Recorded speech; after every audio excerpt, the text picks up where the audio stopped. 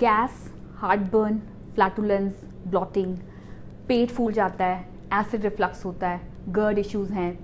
सो इन सब चीज़ों का सोल्यूशन क्या है?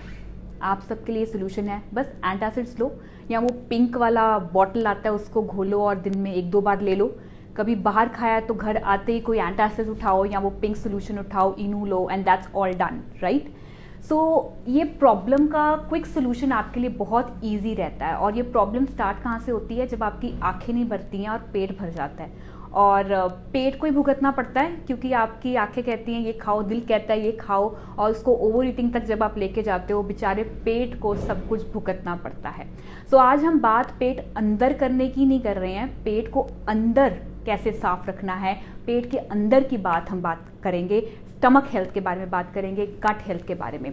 सो एसिडिटी इससे रिलेटेड, स्टमक का एक ऐसा पार्ट है जो जिसमें एसिड अपने आप में ही है क्योंकि उसमें HCl है, उसका जो pH लेवल है वो 3 to 3.5 रहता है। सो सबसे पहला जो एक कॉन्सेप्ट मैं यहाँ पे स्टार्ट करूँगी, that is all about maintaining the pH level of stomach. So what exactly is pH level? अगर हम कॉमन लेमन लैंग्वेज में बात करें तो ये क्या चीज़ है? आपने देखा होगा कि कोई चीज़ या तो बहुत ज़्यादा एसिडिक मोड पे होती है या बहुत एल्कलाइन होती है, which is basically a potential of hydrogen, जिसको मेजर किया जाता है द स्केल ऑफ 0 to 40। सो जो एक टैप वाटर है या हमारा नॉर्मल ब्लड है, उसका जो pH लेवल होता है वो 7 होता है, विच इज न्यूट्रल। 7 से जो कम रहेगा 0 to 7 की रेंज में, उसका pH लेवल जो है दैट मीन्स वो एसिडिक है। जो 7 से अबव जाएगा वो एल्कलाइन है। हमारी बॉडी की रिक्वायरमेंट होती है कि हम 80% अपनी बॉडी को एल्कलाइन रखें, क्योंकि सिर्फ एक स्टमक पार्ट है और एक यूरिन है जो एसिडिक होता है, बाकी फुल बॉडी हमारी एल्कलाइन होती है। सो रिक्वायरमेंट है बॉडी की 80% हम एल्कलाइन रिच फूड खाएं और 20% सिर्फ एसिडिक खाएं। लेकिन हम करते क्या हैं? बिल्कुल उसके उलट। हम उसके उलट क्या करते हैं? हम सिर्फ 20% एल्कलाइन खाते हैं और ज़्यादा खाते हैं एसिडिक। सो जब बहुत ज़्यादा हमारा एसिड एक्सेस में रिलीज होता है हमारे स्टमक में, तो हम कह देते हैं कि हमें एसिडिटी हो रहा है, राइट? सो अब हम सबसे ईजी स्टेप जो हम एसिडिटी को रिलीव करने के लिए कर सकते हैं या स्टमक हेल्थ को अच्छा रखने के लिए कर सकते हैं, वो क्या रहेगा? अगर हम एल्कलाइन रिच फूड खाएं। सो एसिडिटी का मेन रीज़न ये होता है कि जब हम साइकोलॉजिकली हमारी बॉडी बहुत इफेक्ट होती है, जैसे कि आप स्ट्रेस में हो, वरी हो, या आपको ओवरवर्क हो रहा है, या आप मोस्टली हमारी आजकल की जनरेशन इंडोर जनरेशन है, मतलब हम अंदर रहते हैं, बाहर नहीं रहते हैं, तो उसकी वजह से भी हमारी गट हेल्थ डिस्टर्ब होती है। हमारा pH लेवल ऑफ स्टमक जो है वो डिस्टर्ब होता है, वो एसिडिक मोड पे चला जाता है। और अगर हम इसको ठीक करना चाहते हैं तो दैट मीन्स हमें अपना स्ट्रेस कम करना पड़ेगा, हमें फिजियोलॉजिकल एस्पेक्ट में एल्कलाइन रिच फूड खाना पड़ेगा। स्ट्रेस कम करना एक अलग टॉपिक हो जाएगा, वो मैं इसमें कवर अप नहीं करूंगी। हम बात करते हैं कि अपनी बॉडी को एल्कलाइन कैसे रख सकते हैं। एसिडिक मोड स्ट्रेस से होता है, लेकिन अगर हम खाने में भी एक अच्छे रूटीन में लेके आएंगे तो वो हमारा बॉडी एसिडिक से एल्कलाइन होनी स्टार्ट हो जाती है। तो हमारे एसिडिक फूड कौन कौन से होते हैं? एसिडिक फूड होते हैं जो आप बहुत ज़्यादा कैफीन लेते हो, जब आप टी एंड कॉफ़ी का इंटेक ज़्यादा करते हो। Milk is also acidic in nature. Eggs या नॉन वेजिटेरियन डाइट एसिडिक होती है। जितने भी हमारे नट्स हैं एक्सेप्ट आमंड्स को छोड़ के, आमंड्स को भी अगर हम सोक करके यूज़ करेंगे तो वो एल्कलाइन होता है, बाकी सारे नट्स जो होते हैं हमारे एसिडिक होते हैं। Chocolates are also acidic in nature. Sugar अपने आप में ही एसिडिक होती है। सो ये चीज़ें हमें बहुत कम अमाउंट में यूज़ करना पड़ेगा। हमारी डाइट का ये पार्ट सिर्फ 20% रहेगा, 80% एल्कलाइन रिच फूड होगा। सो एल्कलाइन रिच फूड कौन कौन से होते हैं? जिसमें आ जाता है green leafy vegetable. That's why acidity के लिए वेजिटेबल जूस जो है वो सबसे बेनिफिशियल होता है। फ्रूट्स का इंटेक लेना, सोक्ड आमंड्स का इंटेक लेना। दूसरे ड्राई फ्रूट्स को हम प्रिस्क्राइब नहीं करते हैं अगर आपको बहुत ज़्यादा एसिडिटी है। फिग्स, डेट्स या सीड्स का इंटेक लेना, चाहे वो सेसमे सीड्स हैं या पम्पकिन सीड्स हैं। और सीड्स भी एसिडिक होते हैं अगर उनको सोक ना करें। सोक करके यूज़ करोगे तो उसका नेचर जो वो एल्कलाइन होगा।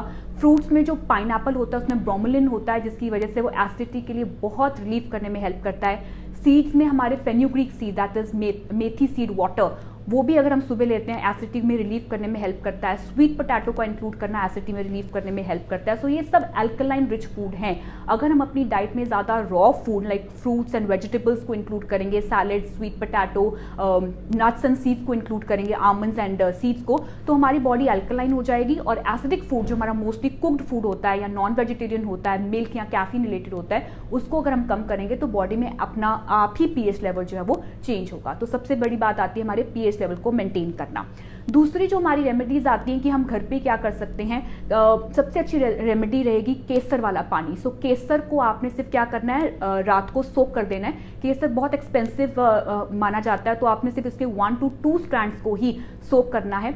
इसका जो एंजाइमेटिक रिएक्शन होता है, क्या करता है कि वो सुबह तक आपकी बॉडी में स्टमक की जो लाइनिंग होती है, अगर आप उसको गर्म केसर का पानी सुबह सुबह आप लेते हो तो स्टमक लाइनिंग को स्ट्रॉन्ग करने में हेल्प करता है। हमारी कॉलन फंक्शनिंग में भी वो हेल्प करता है। आपकी जो एसिडिटी की वजह से आपकी स्टमक लाइनिंग इफेक्ट हो जाती है, उसको हील करने में हेल्प करेगा केसर। तो केसर वाला पानी ले सकते हैं। और कई लोग कहते हैं कि copper water is very good for acidity, but what I believe is that कि जो पहले ज़माने में हम कॉपर की जैसे गड़वी वाला पानी लेते थे, कॉपर को हम बॉटल्स में नहीं डालते थे, मतलब पानी को हम कॉपर बॉटल में नहीं डाल के रखते थे। हमारे जो पूर्वज, हमारे एंसेस्टर्स क्या करते थे, एक जो गड़वी जिसे हम कहते हैं, उसको हम रात को रख देते थे और वो पूरा ऊपर से ओपन होता था। और आजकल के ज़माने में हमारे पास जो कॉपर की बॉटल्स हैं वो बिल्कुल क्लोज्ड हैं, जिसको हम अंदर से भी क्लीन नहीं कर पाते हैं, राइट। सो जब उसकी क्लीनिंग अच्छी तरीके से नहीं होती है तो वो कॉपर ऑक्सीडाइज हो जाता है और वो उसकी जो ग्रीन लेयर फॉर्म अप होती है वो आपके अंदर और प्रॉब्लम क्रिएट करती है। सो अगर आप कॉपर वाटर लेना चाहते हो तो प्रेफरेबली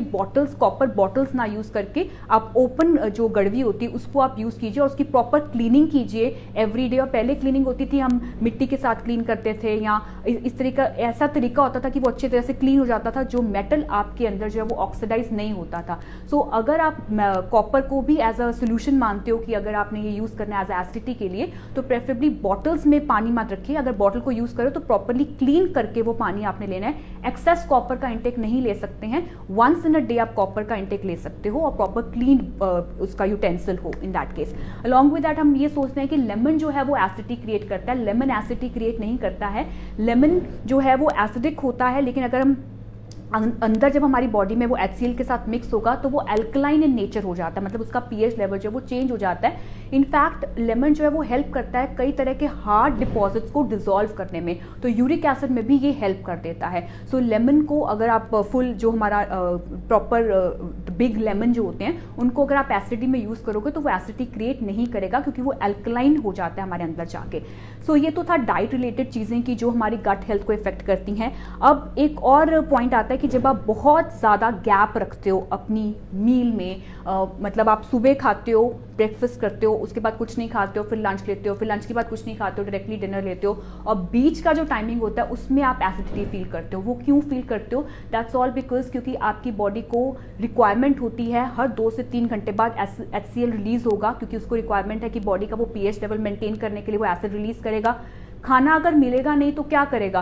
स्टमक में जितना भी आपका एसिड रिलीज हुआ होगा, HCl निकलेगा, वो स्टमक की लाइनिंग को खाना स्टार्ट कर देगा और वो अल्सर फॉर्म अप होना स्टार्ट हो जाता है, जिससे आपको एसिडिटी फील होती है। तो इसीलिए हम ये प्रिस्क्राइब करते हैं कि आप 2 से 3 घंटे बाद खाओ। लेकिन इसके साथ ही एक स्टेटमेंट ये भी आती है कि हम इंटरमिटेंट फास्टिंग भी तो करते हैं। सो इंटरमिटेंट फास्टिंग और ये गैप फ्रीक्वेंट मील्स का, ये दोनों स्टेटमेंट्स कैसे हम प्रूव कर सकते हैं? इंटरमिटेंट फास्टिंग होती है जब आप अपनी स्टमक एंड अपने ब्रेन का कनेक्शन बनाते हो, मतलब अपने पिट्यूटरी ग्लैंड को मैसेज देते हो, अपने माइंड को मैसेज देते हो कि मैंने नहीं खाना है। जब आपकी बॉडी बिल्कुल रिलैक्स हो जाती है, काम हो जाती है, तो HCl की प्रोडक्शन जो है वो उस टाइमिंग पे नहीं होती, जो स्टमक की लाइनिंग को इफेक्ट नहीं करेगा। So when your body is relax, your body doesn't require anything, so that means वो आपका HCl रिलीज नहीं करेगा और आप थोड़ी देर बाद खाना स्टार्ट करोगे तो आपको ईजी मोड पे आता है, आपको एसिडिटी फील नहीं होती है। बट अगर आपकी आदत थी 2 से 3 घंटे बाद खाने की, या आपकी बॉडी की रिक्वायरमेंट है, आप अपनी you have to listen your body कि यस मुझे लगता है कि 2 से 3 घंटे बाद मेरी बॉडी मांगती है लेकिन मैं खाती नहीं हूं, तो ऑब्वियसली आपकी बॉडी जो है वो HCl रिलीज कर रही है और स्टमक लाइनिंग को इफेक्ट कर रही है। देयर यू नीड कि आपको खाना पड़ेगा। सो ये दोनों स्टेटमेंट्स अपने आप में होगा कि intermittent fasting only works for those जिनका स्टमक जो है वो माइंड के साथ कनेक्टेड है। जब ब्रेन और स्टमक की फ्रेंडशिप हो जाती है तो अगर आप थोड़ी देर के लिए भूखे रहते हो तो HCl रिलीज नहीं होता है ज़्यादा, मतलब pH level of the body maintain रहता है, यू फील रिलैक्स। उसके बाद फिर आप अपने रॉ फूड से स्टार्ट करते हो, ठीक है, उस टाइम पे फिर आपको एसिडिटी फील नहीं होता है। Now the next point is about जब हम बहुत बड़े बड़े पार्टिकल्स मुंह में डाल के खाते हैं, मतलब हम च्यूइंग स्लोली नहीं करते हैं, बहुत लार्ज पार्टिकल्स फटाफट से खाते हैं और हमारा स्टमक बेचारा क्या करता है, स्टमक बेचारा कहता है चलो अब आ तो गया खाना, धीरे धीरे करके उसको बाइट को छोटा छोटा करने की कोशिश करेगा, और स्टमक से हमारा फूड जब स्मॉल इंटेस्टाइन में जाने लगता है तो बीच में होता है एक नेट, ठीक है। वो नेट से जब फूड पास होता है, जब आपके बहुत लार्ज पार्टिकल्स आते हैं, तो बेचारा स्टमक क्या करता है, वो कहता है मैं थक गया हूँ, अब जाओ तुम जैसे जाना चाहते हो जाओ स्मॉल इंटेस्टाइन में। तो वो जो नेट होता है वो एक तरह से उसमें होल्स होने स्टार्ट हो जाते हैं और डायरेक्टली स्मॉल इंटेस्टाइन में आपका लार्ज पार्टिकल्स जाते हैं। और स्मॉल इंटेस्टाइन इतना आपका महाराजा जी वो भी काम नहीं करते हैं ज़्यादा, और वो कहते हैं कि मैं क्यों काम करूँ अगर तुमने काम नहीं किया, और धक्का मार के आगे भेज देता है, जिससे हमारी ऑब्जॉर्प्शन भी नहीं हो पाती है। तो एक छोटा सा काम जो हमने च्यूइंग मतलब डाइजेशन जो मुंह में स्टार्ट करनी थी, उसको भी हमने अपनी बॉडी को हमने इतना लेजी फॉर्म में किया कि डायरेक्टली उसको स्टमक तक पहुंचाया। हमारे बॉडी पार्ट्स की भी अपनी एक मेमोरी है, अपना एक इंटेलिजेंस पावर है, और वो जैसा काम उनको दिया गया है वो वैसा ही करेंगे, और as a result of which वो लार्ज पार्टिकल्स जो हैं वो आगे जाके आपकी बॉडी में वो एसिडिटी जो है वो क्रिएट करते हैं, क्योंकि वो बॉडी का पीएच लेवल मेंटेन नहीं कर पाते हैं। So if you want to reduce your acidity, तो आपको च्यूइंग के ऊपर ध्यान देना पड़ेगा कि जितना आप स्लोली च्यू करोगे, छोटे बाइट्स लोगे,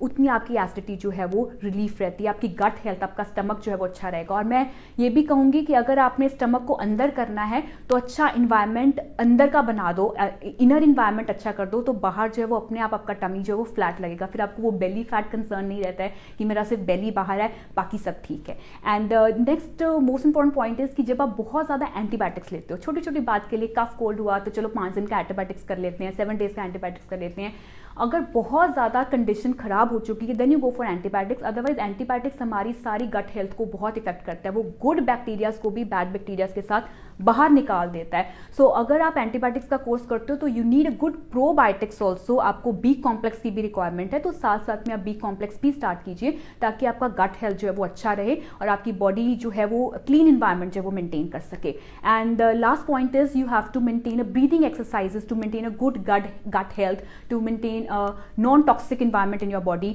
सो ब्रीदिंग एक्सरसाइजेस मतलब एक योगा करना, कपाल भाती या कोई भी ब्रीदिंग एक्सरसाइजेस जिससे आपकी बॉडी के लंग्स क्लीन करते हैं, और आपकी स्टमक की जो एक्सरसाइजेस जो ब्रीदिंग से रिलेटेड होती हैं वो आपका अंदर का टॉक्सिक इन्वायरमेंट जो है उसको कम करने में हेल्प करता है। तो चाहे वो टाइमिंग हो जब आप खाना खाने के लिए बैठे हो तब आप अपना ऑक्सीजन रिलीज कर सकते हो, या आप सुबह उठते ही अपनी ब्रीदिंग एक्सरसाइजेस करो, या फिर सोने से पहले कोई ब्रीदिंग एक्सरसाइज करो, चाहे वो 2 मिनट लगाओ अभी के लिए, उसके बाद धीरे धीरे करके 5 मिनट 10 मिनट लगाएं, जितना आपके पास टाइमिंग है। लेकिन आपकी बॉडी क्या मांग रही है, कामनेस मांग रही है, वो मांग रही है धीरे हो जाओ। मैं भी फास्ट हो गई थी राइट, अभी भी मेरा पेस फास्ट जा रहा था, so I am sorry for that.